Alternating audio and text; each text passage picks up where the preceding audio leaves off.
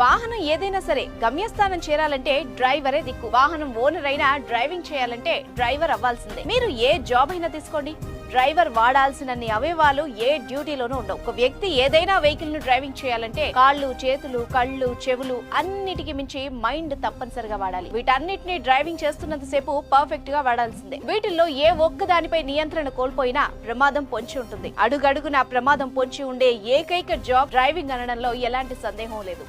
ఉదాహరణకి కార్ లో వెళ్తుండగా రోడ్డుపై సడన్ గా కుక్క అడ్డొస్తే ఆ డ్రైవర్ సడన్ బ్రేక్ వేసేందుకు కాల్తో బ్రేకులు నొక్కాలి, చేత్తో స్టీరింగ్ కంట్రోల్ చేయాలి. వెనక నుండి ఏమైనా వస్తున్నాయా అని చెవులకు పని చెప్పాలి. ముందుకు పోయేందుకు కళ్లతో చూడాలి. ఇవన్నీ సరిగ్గా బ్యాలెన్స్ చేయాలంటే మైండ్ వాడాలి. వీటిలో ఏ ఒక్కటి మిస్ అయినా అటు కుక్క అయినా